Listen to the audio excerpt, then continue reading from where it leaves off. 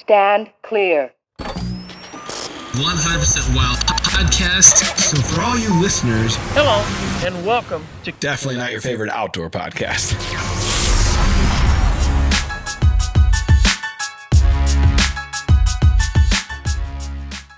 What's up, everybody? Welcome back to another episode of the Drury Outdoors 100% scripted 100% wild podcast. Tim, it's not scripted. Stick to the script. Crap. Now they know. You're Tim Chelsvik. You're Matt Drury. We have Terry Drury on with us today. Yeah, for episode number 290. Look at us. Auspicious. We're in the home stretch, Terry. 10 more to 300. Episode 290. That's a lot of talking. You guys have really filled the world with bullshit. Well, listen. Terry's coming out swinging. You know I love to talk, so this is really the perfect platform for me. Yeah. Unedited and just go. 100% not scripted. So Terry's got a little bravado today because he's got something to brag about. Oh, you want to talk about your big deer? Well. Hey, you invited me. That's right. That's what he gets, I guess. Yeah, well, we know that the viewers and the listeners, that number goes up when Mark or Terry is on the podcast, and it really goes up when they're talking about a big deer they killed. So there's, this is selfish. There's an inverse relationship here. They love hearing about you and Mark's kills. They also love hearing about Matt and I's failures.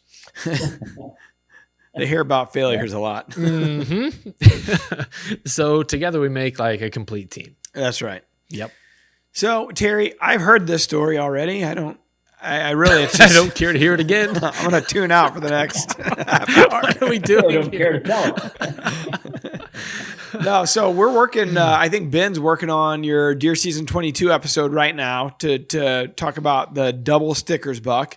And he was saying that you had plenty of history leading into this year with that buck. So, I mean, you know, we always love shooting the breeze, but let's just jump right into it. I'd like to hear a little bit. The history part I didn't know a lot about. I mean, I knew you had him last year. You called him double stickers. He looked, similar as far as having those double stickers off both his G2s. And did you see him last year? This deer, no. I don't recall having an encounter with this deer. Okay. I had an encounter with a different deer that Dad didn't want me to shoot. So, two of them actually. Wah, wah. So why don't you go rewind in time a little bit and kind of tell us a little bit about the history you had with this buck? He was one that, when they're 3.5, you really don't pay a lot of attention to him, or we don't. We know that we had an encounter with him late season. He was a beautiful 10. Mm-hmm. And, we look at him and you go, man, he'll blow into something perhaps if he makes it through the rifle seasons and he makes it through EHD and all those other elements, and the coyotes don't drag him down. Pretty good chance we may get a look at him in the future. Well, then at age 4, he did blossom into something pretty nice. And I think Forrest took some DSLR pictures of him one evening when he was doe hunting late season, and double stickers at that time. He didn't have the name double stickers because he didn't have them on his G2 yet, but it was just a beautiful, beautiful deer. And we thought, you know what? We give him another year, he's really going to blow into something. So we did just that. We gave him another year, and we may have been killed out by that time. I know Forrest was doe hunting, but this was when he was 4.5. And then at 5.5, he did have the double stickers, thus the name. Mm-hmm. And we had just an absolute ton of trail camera photos of this deer on a certain portion of the farm there. But to us, he looked a little bit spindly, like he wasn't real heavy yet. He had the frame, he had the tine length, but he didn't have the mass that we wanted. And we said, what? So we didn't even hunt him, if you can imagine that. And we said, you know what, one more year and he may blow into something to behold. And he did just that. But with that being said, there was a lot of other elements that went into the harvest of this particular deer. Number one, because of the logging operation that we did, and all the intrusion with the equipment and people and saws and all that jazz while he was age 5.5, or at the start of his age 5.5 year, because that logging operation happened in the spring of that year. That would have been 21. And we were like, you know what? He went to another area of the farm a completely total different area. And, but he was there a lot. I mean, we had a lot of daylight, reconics pictures of him. And we kept thinking, you know what, if he sticks around another year, we're pretty good chance we're going to kill him right here where he's been daylighting. Mm-hmm. So we went through the effort to move a muddy blind in there and situate it just exactly where we needed it, and did a whole host of other things as far as, fertilizing and liming the clover field that he was frequenting in velvet, and then hardhorn, he was there a lot. And we got all set up to hunt him on that end of the farm. And then he never showed up there. He showed up on the other end. So we were going, okay, now we got to adjust, adapt, and reevaluate everything. So that was an area of the farm where we had soybeans planted. Mm-hmm. Went in there and put electric fence up to make sure that we had a food source there. If we didn't kill him early season, hopefully we'd get a look at him late season. Went in there and mowed some of the soybeans, planted winter bulbs, biologic winter bulbs, sugar beets, radishes, and last bite in that particular area. Put the scrape trees in. So we had a bean field. And then lo and behold, we didn't get any rain. So the little bit of greenery that popped up was good because they were on it, but man, oh man, it just looked awful. It looked like a ball field. It was dirt. It was just dry dirt because we didn't get any rain. So pulled the electric fence, and then because we didn't get any rain or any fallen moisture, we go, okay, let's pull a blind in. So we took the Omega Lift and the muddy blind, it was a muddy, on the Omega Lift trailer, and pulled it right into the bean field because they were on these green beans. He was in there in velvet. We had picture after picture of him, beautiful photos of him in velvet, and he loved those soybeans. So we said, you know what, let's just pull a blind in the middle of the beans, and we did just that. So we had a tree stand set for a southeast wind with 2 scrape trees in front of it, looking at the blind, and we had the blind facing, looking at the tree stand for a southwest. So we had 2 different wind directions. All he needed to do was just walk through that corridor. And literally after we pulled the blind in there, I think we got a picture of him like the next evening. And we were like, oh my God, it didn't even, didn't faze him. And then we continued getting pictures of him walking between the tree stand and the blind. So we were like, okay, if we don't screw this up, there's a chance we may get a crack at him. So the evening that we sat in the tree stand and had him at 23 yards, he's walking as slow and as beautiful as you would ever want a 6.5-year-old deer to do. And he gets to 23.5 or 24 yards. And just as I decided to come to full draw, I was waiting for him to take another step or two to make sure that he was either broad or quartering away and open up for me a little bit. And just as he did that, and I elect to draw, he catches, and I felt it, he catches one little bitty backdraft that he turns and he walks off. And I was so upset with myself for not shooting just a little bit sooner because he was dead. I mean, all I had to do was literally shoot him. He was right there. It was a morel target standing broadside. I want to interject real quick. We have Tacticam footage of this view, and it's not safe for television. Oh no! Is there language? It's explicit.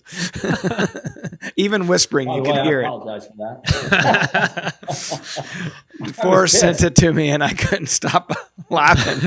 It's like I've heard that before. Like the dad from the Christmas Story downstairs fighting with the furnace. Yeah, exactly. Well, and I don't normally get frustrated like that, but that was a big deer, 6.5. We knew him too well.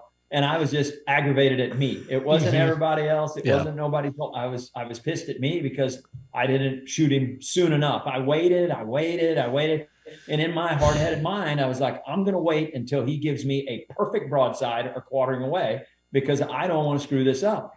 And he was coming slow as you will, just as beautiful as you can make it. And the wind was perfect until that one little bitty backdraft. And you can even see his nostrils flare. And I was like, God, dang it. And he just turned and walked off. He didn't run. He wasn't boogered. He wasn't spooked. Hell, he went over and made a scrape, and so I was aggravated. And then as luck would have it, we got a picture of him, I think the very next evening. And then we didn't go back in and hunt him. He daylighted there and got photos of him, something like 5 out of 6 nights or 5 out of 7 nights right there in front of the blind, between the blind and the tree stand. Tree stand was a south-southeast. The blind was a southwest. Well, we had a southwest wind coming. We hopped up in that blind. And then, as they say, the rest is history. He worked in like he was supposed to. he didn't go quite as slow because they had all that little bit of biologic that did germinate. They had it all browsed down. So when he got real close to us, he kind of picked up his speed or picked up the pace. I had to stop him. And in my mind, he stopped, but in reality, he rolled forward just a little bit as I shot and hit him back. And credit and testimony, the 2.3 Rage, I never, ever will ever stop shooting them as long as they make them. But it took the whole top of the liver out and all that. Mark called it the hepatic. Is that the hepatic? Hepatic. Anyway, that was the artery that it took. He ran 80 yards, fell over dead. So, but he rolled just a little bit on me. And I didn't even know he did. I just, I swore he was at a dead stop when I released. But anyway, it was rest is history. Your old eyes rolled back in your head for a moment there. They were. I was not letting him get out of there this time. He just wasn't getting out there. So what's interesting too, I was waiting till I didn't shoot too early. I waited till he got broadside, and he did just that. He'd have walked right past us if I wouldn't have stopped him. He was walking pretty quickly. Biologic. He kept munching it. When he did get on it, man, he was like a vacuum sweeper, eating every little shoot that was up. All the greenery that was there. And we did have a little bit of rain that kept it going. So testimony to biologic, the palatability, and the drawing power. There wasn't much there. He was gobbling it up the little bit you had. So yeah, and we talk about green to green transfer all the time. Those guys that don't believe in it should really take note of it, because here's a perfect example where we backed the biologic up right against the soybeans. We actually mowed the beans, and we rarely do that because it's so hard to grow them there. But mowed the beans, planted biologic, and when they turn yellow or brown and defoliate, you have to have a green food source for them to go onto. And it was just natural. It was perfect. And where he was already coming out every evening and going into the beans, he now came out and he walked into the biologic. And it just, through the logging operation, we went back in there and did an extensive cleanup and park-like looking thing. I had one of my construction guys up there on a skid steer. Jerry, him, Matt. He's a crackerjack on an excavator and a skid steer, and he made it look like a park. Everything that they had logged, we took all the tops and dozed them down into those ravines and made specific bedding areas for them. And then everything else, we literally seeded every bit of it. Forest seeded it, reseeded it, and seeded it again. And then we had all the rain in the spring, and all of that understory is over your head. It was just beautiful in there. And then we mowed a trail for him to walk out into that food plot. And he started doing that. And he walked it every evening. Came out that little trail that we mowed right into the food plot. So it was food plot architecture and our logging by design. And it worked to a T. And that rarely happens, but it did in this case. So when you logged that spring, you were a little on the negative side of what the results may be, just because of the amount that kind of they tear up and destroy in order to, they kind of, for lack of a better word, they rape your land for these trees. And you were very particular about it. And then you had the equipment and the know-how to go in and kind of clean it up. But knowing after the fact just how much it changed that area as far as bedding, looking back now, does it change your mind on that process? It does, Matt. And I'm the worst, man, and Marcus too, about intrusion. We're so reluctant to even walk through these spots. The last thing we're going to do is pull skid steers and skidders and loggers. And it's just against our core. We just don't do it. We never have. You can't hardly make us walk through a piece of timber. And it was a bite your tongue bite. I didn't want to do it, but we did it. And yes, looking back now, it was the single best thing we did. And the reason I did it is because we had such a drought several years ago, and the trees didn't die that year. But the following year, I lost some gorgeous white oaks, really, really beautiful white oaks that were just dying and falling over. And I couldn't stand to watch them go to waste. So we went in there and did some select harvest. We let everything stand that was 20 to 22 inches in diameter. We let all those beautiful white oaks stand, so I'd have a crop, an acorn crop and a mass crop for years to come. And we may at some point, 10, 15 years from now, we may log it again, but I doubt it. But with that being said, it sure did make a difference. It made an absolute difference. So we gave up that spring. You literally give up an entire year. When you go through that operation, you're going to give it up. But boy, the following year, we were really looking forward to seeing what the results would be, and manicuring it like we did, and seeding it, and creating, brush piles where we wanted them, and bedding areas where we wanted them, and to direct the traffic the way we wanted it to. These piles are situated where it literally funnels the deer towards the food plot. And we were real particular about that as well. And then going in there and forest seeding and reseeding and liming some areas and fertilizing, it really does make a difference.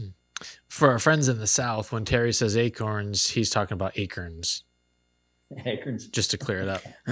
So that's why you say mass crop. Yes, it covers it all. A few day period there where you talked about you were getting daylight pictures of double stickers walking kind of back and forth between the blind and the stand.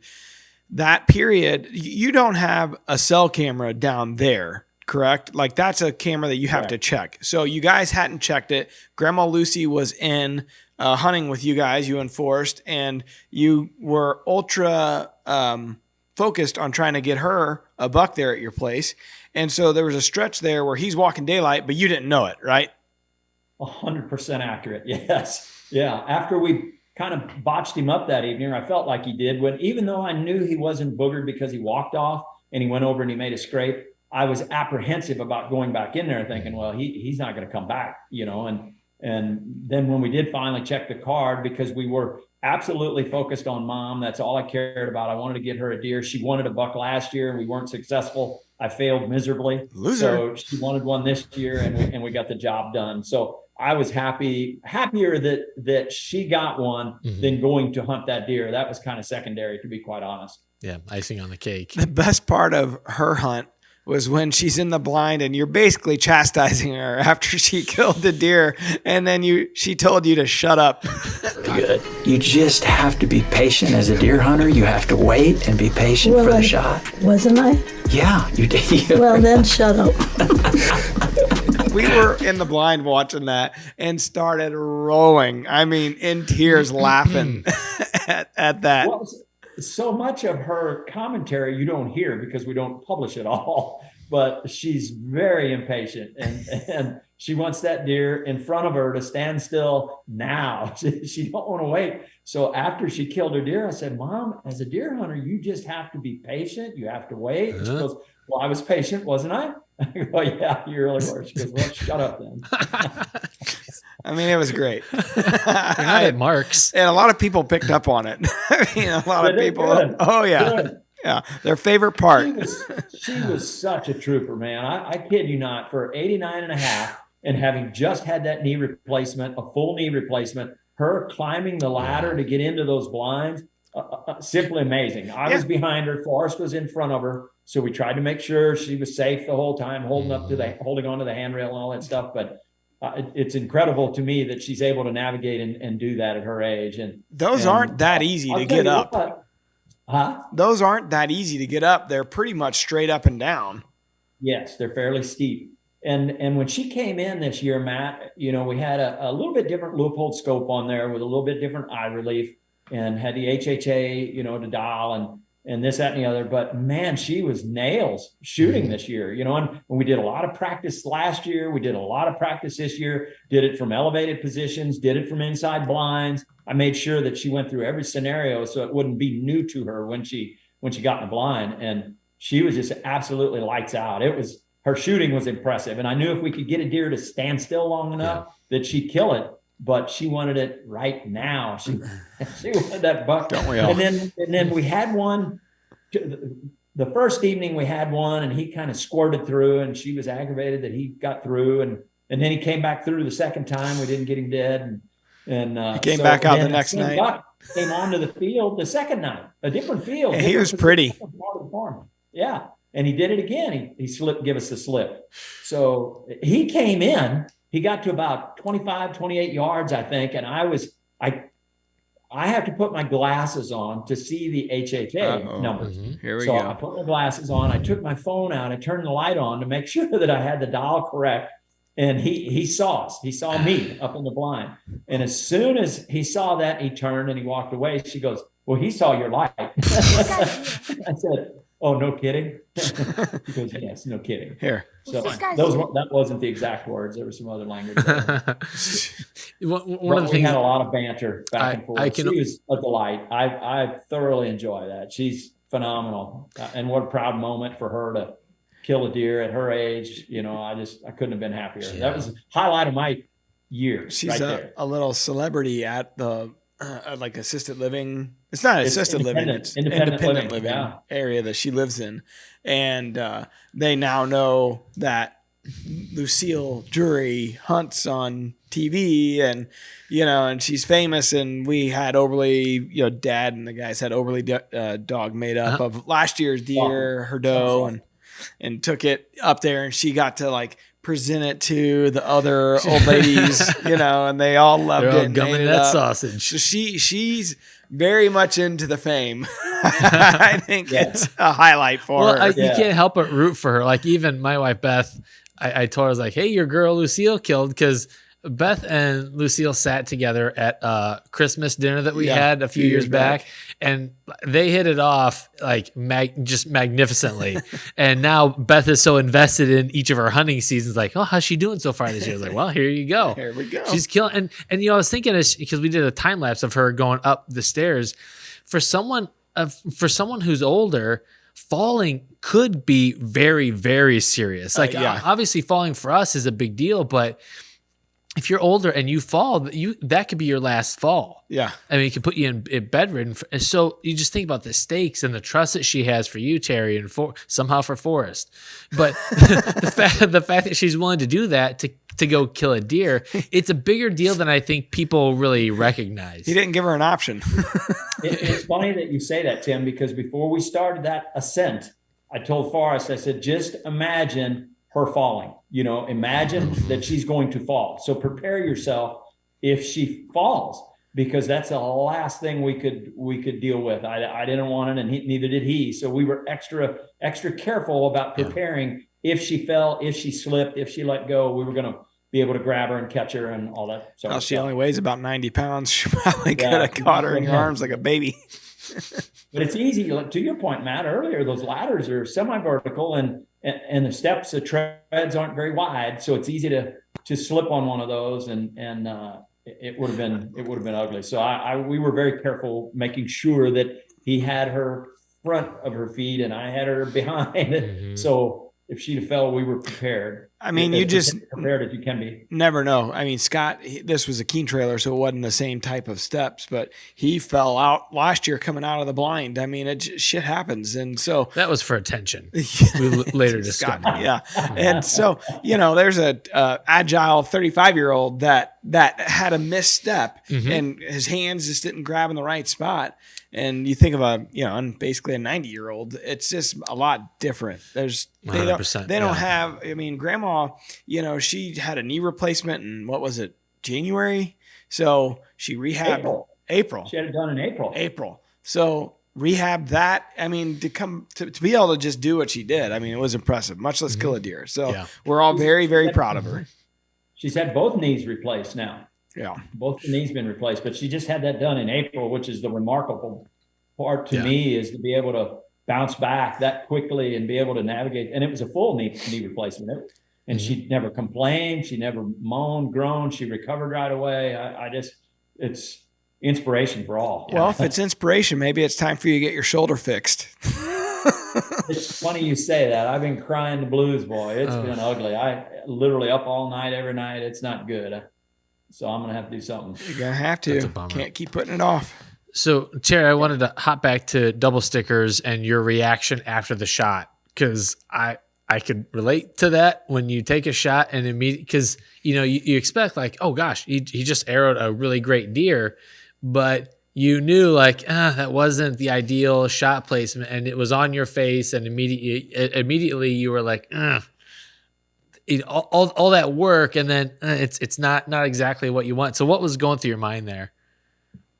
Had the camera not been rolling, I'd have said something else. It's never stopped you before. Camera, I went, And in my mind, to Matt's point a while ago, my eyes weren't rolled back, but when you get locked in at full draw, you're locked in. And in my mind, he was dead stopped. When in reality, he wasn't dead stopped. He rolled forward just a little bit. So it ended up, back. The shot did. Fortunately, it was perfect up and down, but it was back just a little bit. At what point did you know he didn't stop? Did you review the footage? Did Forrest tell you? Yes. Forrest said he never stopped. And I said, sure he did. He dead stopped. And he goes, no, he didn't. You dummy. He paused. It was like a little pause. When I released the arrow, it was, when I came to full draw, I stopped him obviously, but he just didn't. He kept rolling. And it wasn't fast. He came like he slowed. And in my mind, he was dead stopped, stopping. And he didn't do it. So, but after that, we watched the footage and I was a little apprehensive because in my mind, I go, okay, he's still going to die. Number one, because it's in the boiler room, it's liver area, it's a 2.3. He will die, but it's the effort that you have to go into to recover them is not always easy. Do you leave them overnight and so on and so forth? And then the rain started. We're like, oh my God, that was the last thing. We've been praying for rain all these weeks. Just not now. All we wanted was just a shower to keep the food plots going. And the moment I shot him, it started raining. I was like, good. Not just a little bit. The footage is really cool looking of your recovery because there's kind of like a fog kind of coming through, and it's pouring. Like it was really raining hard, or looked like it was raining hard. And it was washing the blood away right away. And that's the last thing, you don't want to lose your blood trail or you're screwed. So we started the recovery immediately. I was like, we got to go find this deer, so we did. And God bless the good Lords above. That the deer, it just took that 2.3. And once again, the rage has saved me more times than not. The 2.3, I cannot say enough good things about that chisel and how many deer we've recovered. Our success ratio has soared since we started shooting 2.3 expandables. I just can't say enough good things about it. But not for took everybody. the whole top of the liver out, hit that artery, and boom. It just he died within maybe 80 yards from where I hit him, 75. And what's even more interesting in that scenario is that you're shooting around 48-ish pounds of draw weight, and that's a big cut to make out of a broadhead. And so you sacrifice a little bit of penetration for the laceration, but you got enough 100%. In there to make it work. 100%. And it's great that you mentioned that, Tim, because I was apprehensive about sticking with that 2.3. And I'm shooting 46 or 47, and I do have to get a shoulder fix. I literally, cry every time I draw that thing. It hurts bad, like a knife sticking right here. So anyway, so I was apprehensive, and I shot a doe or two with the 2.3s, and I was like, okay, zipped right through them. So I felt comfortable enough at close range. Sure. I wasn't going to be taking a 40-yard shot or a 35 even. It had to be 25 and in to feel comfortable with it. But yes, I was apprehensive at first all summer, trying to shoot, and I couldn't shoot as much as I'd like to. And it was just a bad deal. It's probably something we don't talk enough about. Just the sheer, like when you end up with some type of shoulder condition, or I know, Matt, you've dealt with elbow issues. I've dealt with elbow issues. Just how depressing it can be to not be able to shoot your bow like you used to. Like I was out in my backyard trying to practice for turkey season this past spring, and I was dealing with a shoulder issue, and a buddy was out there with me, and I started to come to full draw, and it just felt like I was getting stabbed. Like I can't even get my bow to full draw. Over. Yeah. And he's like, what's the big deal? And my world just kind of fell apart. I was like, you don't understand. I'm not a man. I was in a glass case of emotion. I couldn't think straight.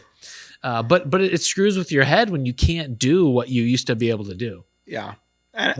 Yes. And when you know that there are 13 and 14-year-old girls pulling more draw weight than you are, it's kind of a slap in the face. But we've been pulling them for 40 years, I guess, pulling a bow, and you don't know how much damage you did pulling 70 and 72 pounds back in the day. You pull those heavy draw weights back in the day, and you just, all of a sudden it catches up. Every little thing you did finally catches you when you get a little bit older.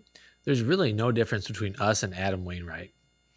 And in what ways? The athletic performance side of things. Okay, that's a stretch. The difference is he had his fix. The other difference is he made millions from his job. There's still time for us. That's the difference. It is the difference. And he's tall. Well, Yeah, his draw length is probably 33 inches. I mean, You would think, yeah. mountain of a man. Yeah. Yep. So Terry, what's next?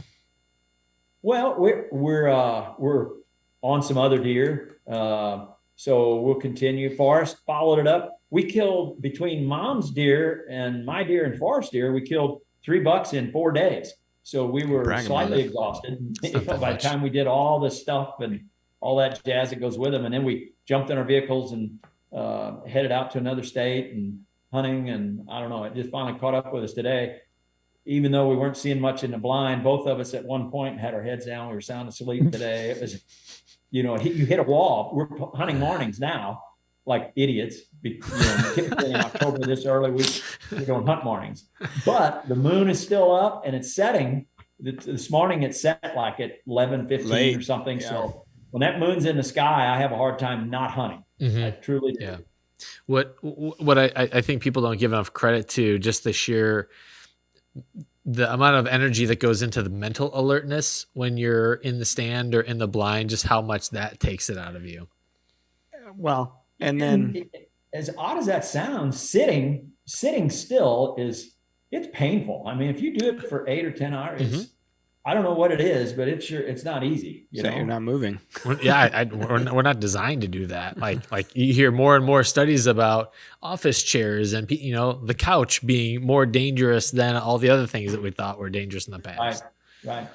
So, well, good luck over there in Illinois, and then once Missouri gun season opens, you'll be back in Missouri. So really, it's a month. It's a whole month that you're stuck in Illinois. No, we're going to bounce back and forth. We did it once already. We already did the bounce. We went back. We were going to shoot some does, and we came back. We came back yesterday. Yeah, so we're bouncing back and forth, trying to shoot does, and was up there shooting interviews with Ben and got that episode going and Proof Mom's episode. I don't know when this one will air, but we all know that it's Mark's birthday today, so we want to say happy birthday to Mark. Yeah, this should air next week. So next Wednesday. But yeah, October. It'll be a belated happy birthday. October 13th. And hopefully he kills a big deer tonight. He's on one. So he killed one night before last. Yeah. Good one. Game hog. yeah, we'll be talking about that buck next week on the show. Yeah. You want me to talk about it? Sure. Mark, forget about it. We got it covered. He'd love that. Terry gave us his spin on your deer. So it wasn't that big. I had mentioned to Mark, I said, man, it's amazing. He got me by 5/8 of an inch on this total score. That's what she said. It's been like that, Tim, since the test of time. If I kill a 170, he kills a 175. If I kill a 180, he kills a 185. The one big deer I killed in my life, it was that day. Yes, he killed a bigger deer. Yeah. I was like, I'll never forget it because Brandon Jennings said, "Oh, well, your time." It was like an hour, 15 minutes. You were up on the news feed for a little bit in DeerCast. Yeah. And then, he's like, "Oh, your 15 minutes is over, Matt. Back to the story bottom of your the life." feed." That's right. Oh. Was that the year you killed Gnarly? Yeah. So, yeah. It's probably not going to change. No. So, no, I'm something you live with. Gonna go hunt the lease here in a little bit and see if I could see anything in daylight. But we did establish that you still got your personality. So thanks, Tim. Why is Terry laughing? Well, this week's Real Wild clip is loaded with violence. Oh, Terry, I don't know if you got time to stick around for a little violence. That didn't air last week that we tried to air. Is it that oh, same you know clip? what? This is not the violence one. This is the subterranean deer one that I did not see. Okay. Yeah, we tried to show last week. Okay, all right. So here we go. The Real Wild clip of the week. This was sent to us by our good friend Tucker Corey. All right. So we're looking at, is it like a duck blind? I heard about this. Yeah. So it's a pit in a field, and you see the tips of antlers down there in the pit, and some guys kind of looking down in there. Looks like a union job, kind of. No, there's not. You got a lot of guys standing around. Yeah. Don't give us any hate mail for that comment. They know. It's just a joke. And this guy's grabbing the deer. The two guys are grabbing the deer by its main beams and trying to hoist it out. But they got a winch. Oh, they got a cable around its rack. And so they're kind of winching and hoisting at the same time. That's dangerous. And right there, the main guy, he unhooks it and they pull it the rest of the way out and the deer goes running. I mean, crazy. Wow. And you don't know, man, you could easily get gored right there. Yeah.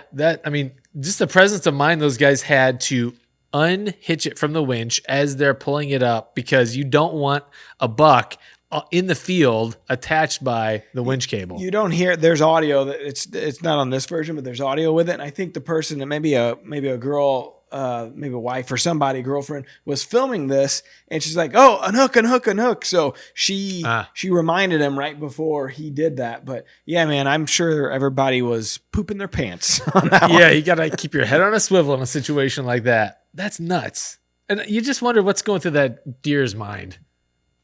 This is not the day I had planned. What are these union guys? And there those guys for doing that. That's awesome. Yeah. Oh, heck yeah. Yeah. Several people I've seen comment like, yeah, did nobody have a tag? It's like, well, you don't really want to kill one that way. Right. Yeah. Like almost literally shooting fish in a barrel. Yeah. No, what you would like to do is thank them personally. Just tell them thank you. That's awesome. Yeah. That they did that. Group of buddies out there, and I'm sure they're going to whack some ducks later on this year there. Spoken like a true waterfowler, Matt. I've never been, Tim. I can tell. What would you say? I don't know. Shoot some ducks. Okay. I'm not a true waterfowler either. You're a poser.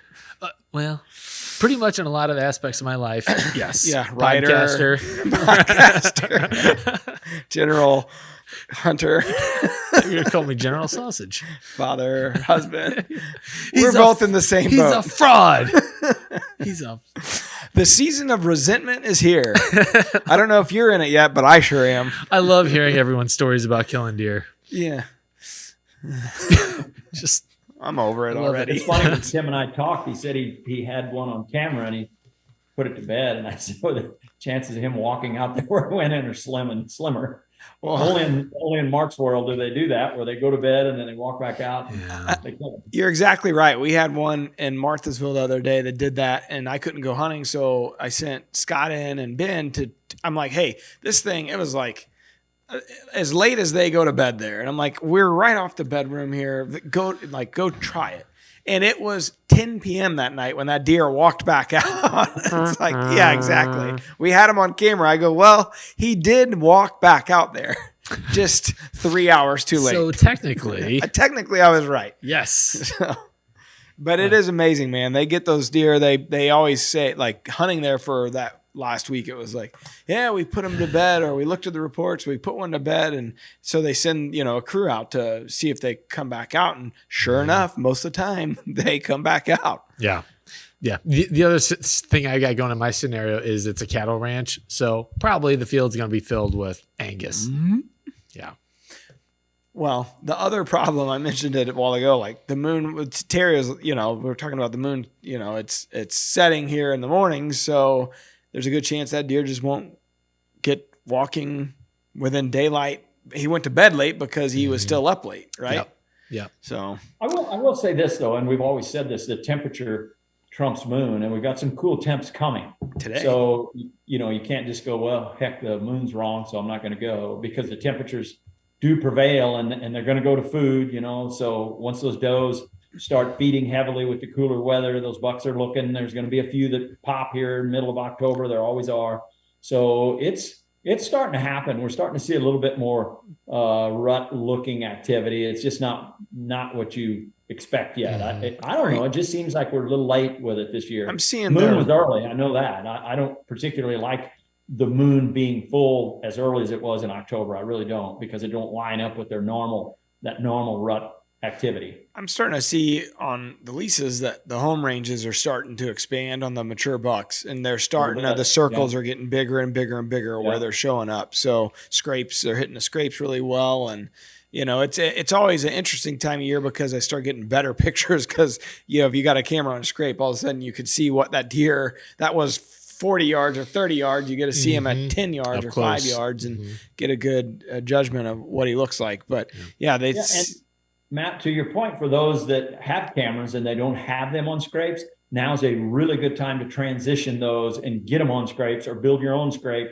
If you know they're coming in and out of a trail or something, go ahead and expand that scrape, make it big where they can. A lot of it's visual with a whitetail, and a lot of people forget that. But and the other thing we do, we'll go down and we'll cut all those limbs where they're making multiple scrapes. We'll cut them all and just leave one big one there for them to scrape. So now's a good time to transition them, and if you have to build your own, build it and pull a limb down or something if need be. But it's much better pictures, to your point, than those distant pictures where you're trying to zoom in and you HD it to figure out who it is and how big he is, and all of a sudden now they're posing for you right in front of us. Yeah. Terry, when you're manipulating a scrape tree like that, maybe trying to bend a branch so it hangs down a little more towards their level, are you concerned about human scent? Are you wearing gloves? What's your protocol there?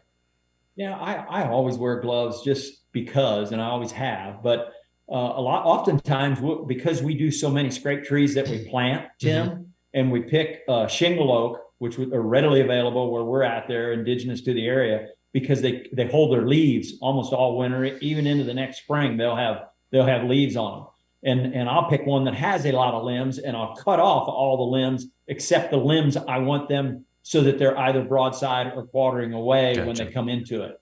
I literally get rid of the limbs that I don't want, and I keep the limbs that I do want to make sure that he's either broad or quartering when he comes into it. Okay. And we've killed a few deer over them. They're not magic. They're not going to work every day, but boy, at night, when they are coming or after they get their bellies full, a lot of times they'll feed first.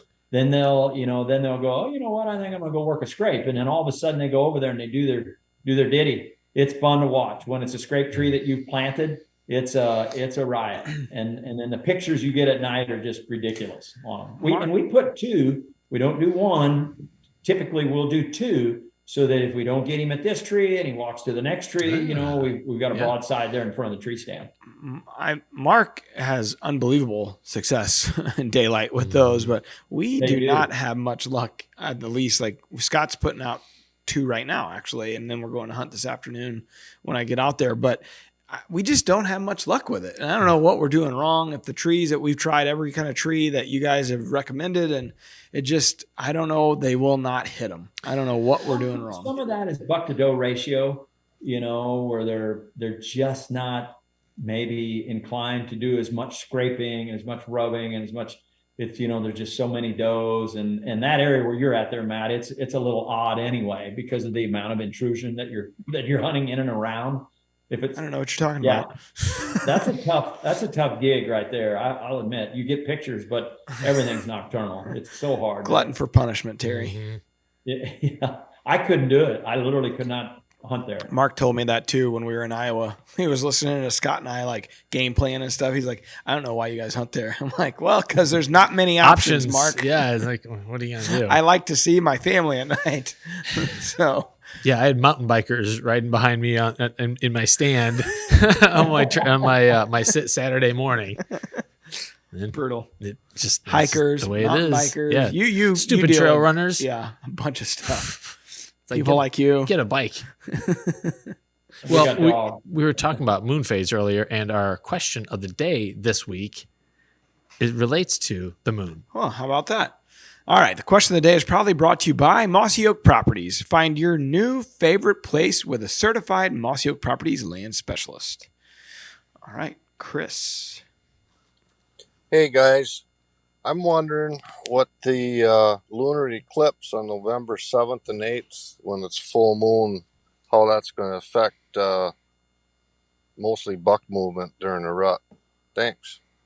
I figured thank you. That'd be a great question for the lunatic himself, Mr. Terry Drury. I actually thought the full was a little later than that this year. I thought it was the 9th or 10th, but I could be mistaken. We don't know what hemisphere he's in. It's going to be absolutely phenomenal. Those states like, well, Missouri, for example, I think our best week is usually that first week in November, first 10 days of November on morning movement. When it waxes full, and typically 5 days prior to waxing full, 5 days after it waxes full, you should see buck parade at its very finest, if the weather permitting. That's provided it doesn't warm up. Illinois, same way. Their firearm season kicks in there, I think, around the 20th of November. And those big boys over there start rolling usually the week prior to. I think it's going to be really, really good this year again in Illinois for archery season. So I think you'll see a lot of states that capitalize early. The first 10 days of November this year are going to be really, really good. As long as the weather is cool. Cool. Yeah. So I looked it up. There are two things about it. It is Tuesday, November 8th, but It it's is the 8th. the full beaver moon. Yeah, it's the beaver moon. That's correct. We just had the hunter's moon in October. I don't know what that means. Listen, I'm a child. I think it's funny. That's called the beaver moon. Huh. All right, moving on. All right. Well, Chris, get a hold of us via the Rack Pack, and we'll send you a podcast hat for submitting a question of the day. And you can do that if you'd like to be relatively famous and be on the show by just clicking the link in the show notes. Leave us a quick and pithy question, and we'll do our best to answer it on the air. Did he say what state he was from? Sounded like he was Wisconsin. Somewhere up north there. North Dakota. But he did not say. Okay. I was just wondering when their firearm season may open. I do not know. Okay. All right, moving along. Let's go into the wildlife word. It's brought to you by DeerCast Waypoints. Map out your best season yet with a waypoint library. It's built specifically for the whitetail hunter. Not a lot of fluff. It's just what you need. No. There's no weird. I saw a beaver here. There's no beaver waypoint. All right. Okay. Lay off the beaver verbiage. Talking about deer hearing. Deer hearing is most sensitive in the 4 kilohertz to 8 kilohertz range, which also matches A, the frequency range of their vocalizations, B, the frequency range of failure, C, the frequency range of vehicle-mounted deer whistles. I typically relate failure with a stench. Not Strong, hearing. familiar stench it of is. failure. Yeah. Terry, what do You you? got to say A. That was the only option that really fit the question. Mhm. Yes, I too shall go with A. Yeah, tough one. But yeah, they hear in the best range that they also talk to each other. Hey, Tim. What was that range again, Tim? 4 kilohertz to 8 kilohertz. Where is that in relation to human hearing? There's actually an overlap. Humans are, I don't remember, I think humans were a little on the higher range, but there's a lot of overlap. And this is just in kind of their optimal hearing range. Deer can hear at a higher frequency than people can. You. Why aren't you shouting at him? But they say, like, so I was reading a study that was done. I don't remember who did it, but they were they actually sedated deer and put them in these sensory deprivation boxes, and they checked the auditory nerve to see when it was firing based on the frequency of sounds, because they were trying to test out, like, do deer whistles on cars actually work? I'm sure the insurance industry was kind of interested in this, and The old insurance industry. Here we go Here again. we go again. let's go deep on this. But really, what they found was that most of those car-mounted deer whistles just don't produce a high enough frequency. If you drive loud. fast enough, they will. Right? If you approach the speed of sound, then they'll hear you coming. You just can't pass it. You supersede the if you speed of think sound. about it, if you spend any time in the timber at all and you hear either a doe or a fawn bleat or something, how low those are, they're almost inaudible to a human, but boy, they hear them immediately and instantly. It's pretty interesting and intriguing. And even a buck grunt, it has to be very, very still throughout the day with, no wind noise, no leaves rustling and what have you to hear a buck grunting. And when you do, when you key in on it, you can hear it obviously pretty easily, but the first one, you go, what was that? Was that a buck grunt I just heard? And then fortunately we're 2 people. So the other one either verifies or goes, no, you're hearing things, one or the other. But oftentimes one of us will hear it and then key the other one in and go, did you hear that? It's a buck grunt. Well, And it's always low. It's a very, very low sound. It's not, really, really up there. Scott has heard some low frequency sounds when you guys hunt together, but there's never a buck in the area for some reason. I wondered this about bucks and like when you're actually trying to grunt on a grunt tube versus how they sound. or even a snort wheeze. Like, if you hear one in the woods or if they're right in front of you, it's like, oh man, that's really not very loud. But when you're doing it, oh, I'm blowing and going, man. Like, so you wonder, like, are you doing it right? If you're trying to make it so something hears you, obviously, but are you overdoing it? The way to answer that is to say, do they come every single time you blow your grunt call? No, Terry. In fact, I rarely have it work. You just answered your own question. I see. Sometimes I wonder if they kind of like put a mental pin, like, okay, I heard, because I had an experience last, right, there's someone doesn't know what they're doing. That's back. Because I heard a pair of bucks lock up on a cedar ridge up above where I was hunting last year. And I hit the grunt call, and it was probably 40 minutes later, this deer eventually made his way down to me. And so it wasn't immediate, so I can't draw an immediate correlation. But I wondered, like, did he kind of mentally clock that and say, all right, eventually I'm going to make my way down there? I don't know. It's unprovable. Terry, what do you say? I don't think it's uncommon for them to take their time, particularly if they're not the dominant buck in that area. They're not going to just go rushing in there and go, I'm going to go in there and get my ass kicked. They're going to take their time, and they're looking. Number one, they can't see the fight, or whether you did a buck grunt or you're rattling, they're going to see who it is. And then they're going to go downwind and find out and try and make positive identification when they get downwind. But unless it's a really, really, and everyone's got a different personality. Some of them are a little more apprehensive. Some of them are very aggressive. And you catch them on the right day when they're already on their feet. I think that's extremely important. Trying to get one out of his bed is a little tougher than when they're on their feet already. Sure. So making it visual, on a whitetail makes it a little bit easier, particularly if the wind is blowing from them to you. Then you can grunt your tail off or rattle to your heart's content, provided they can't see you. Mm-hmm. But if he took his time getting there, I don't think that's unusual at all. Yeah. Not in a hurry to die. There you go. Okay, we got some shout outs. And our buddy Bambi Slayer 1999 gave us 5 stars on Apple Podcast. I'd like to meet this guy. He says, great podcast. Thanks for all the hard work and great information. Huh. Send him a hat. Well, we don't know his address, Terry. I see. Bambi Slayer, if you're out there listening, get a hold of us via the Rack Pack. Terry says you deserve a hat. You'll get Terry's Matthews hat. Okay. All right. So Matt's got a nice hat he could send him. Oh, yeah. I got a bunch of hats. Huh. Where could one procure one of these hats? DruryOutdoors.com, Tim. They're for sale, huh? I'll buy one of those for myself. Yeah. So this one I'm wearing is a new one. Sweet. That's right. I like it. Yeah.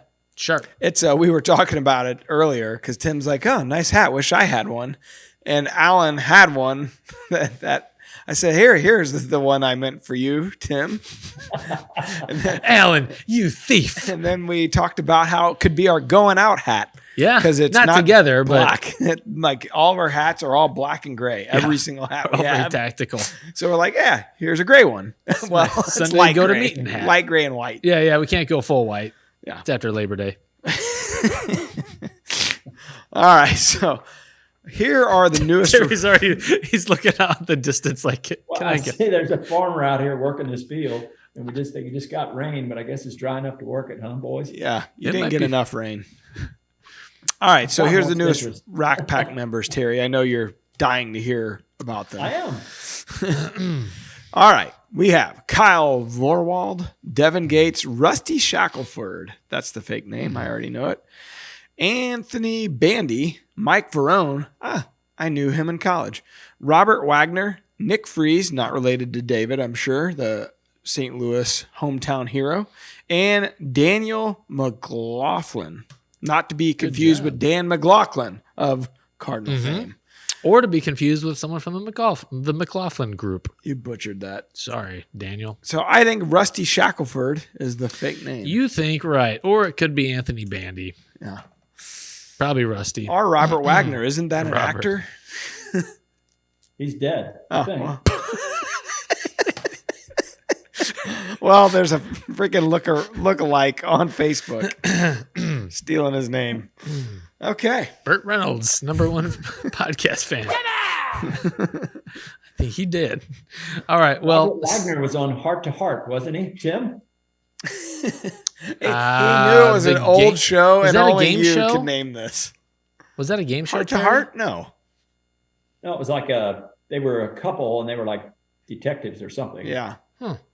Oh, could be. Robert Wagner, didn't he kill his wife allegedly? Supposedly, that's the rumor. Yeah. I mean, who hasn't been accused of something like that before? At least thought about it.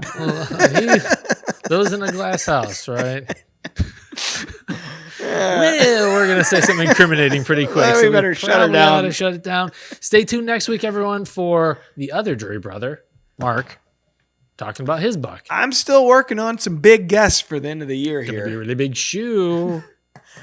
Well, if it happens, I texted a person about this and they didn't reply. So I'm working on it. Well, it can't be Angela Lansbury because she just too is dead. passed away. Yeah. God rest her soul. All right. We better stop talking. Let's go Or on. lightning strikes us down. I got to get in a stand tonight. Yeah. So do you. Trying to. All right. Terry, Well, thank you. Terry, I'm sure you're impressed as always and proud. This one was great. Hey, you were the one talking the most. So Yes. you only have yourself to blame. So if you get some negative feedback, you'll know not to invite me again. Oh, in your dreams. #1 guest. Here's a quick little story about Terry. Terry has been probably our #1 guest, like as far as the amount of times on this podcast. And Tim asked him to be on the podcast the other day, and he asked him if it was audio or video. So we're leaving a great impression. Yep, we've always done both, Terry. I didn't know if you were punking me or not when you asked me that. Well, I thought maybe you just wanted to hear what I had to say. No, not particularly. We want to see you watch out the window. We wanted to see this beautiful. The service. Well, here we're on a hot spot, but the service issue up at my farm is always a challenge. We wanted to see this awesome background you got for us. Nice white wall. Terry's been incarcerated. It does kind of look like the lighting in the background. It kind of looks like they let him out to talk to us in the special room. Well, they went to get coffee and donuts. They're coming back in to finish interrogating. Nice. All right. Well, good Where luck, were you everyone. the night of the 9th. It's the October lull, but the deer are still out there. So good luck if you're out there hunting. All right. And cooler temperatures are coming. Everyone be safe. Make sure that they wear those harnesses and have safe lines and all that good stuff. It's not fun when you fall. Looking ahead at DeerCast, looks like Sunday, Monday, Tuesday, depending on where you're at. That's the cold front's hitting. Going to be good. Going to be huge. Does it run plumb across the states? Up north? What's it look like in Wisconsin, Minnesota? I'm not sure. I don't care about those areas as much. So I'm just really worried about my lease. If you want me to come up to your place, I'll be looking at it too. Drink your milk in a bag. How far and south go to does it heck. dip? Does it go down into the deep south, Louisiana? I'm not sure if it goes west, east, Why don't you north, know east, this? south. I don't know. Jeez. Well, I'm Alan, you're Mr. disappointed. DeerCast. Which way's the wind blowing? West, east, he It's a says. safe bet. That's where he's running his ads anyways. Yep. All right. Until next time. We've had enough. See ya. Peace out. Good luck, everybody. See ya. DeerCast is now supercharged with maps. Get ahead of your game with killer new features like live Doppler radar, wind check out to 5 days, virtual rain gauges, GPS path tracking, and more. Plus, get our 14-day revolutionary DeerCast prediction and access to DeerCast Track. Prep, predict, and pursue with DeerCast. We're adding new videos every week, so make sure to click that subscribe button and check out all of our amazing content. This episode of DoD TV was brought to you by Bass Pro Shops and Cabela's.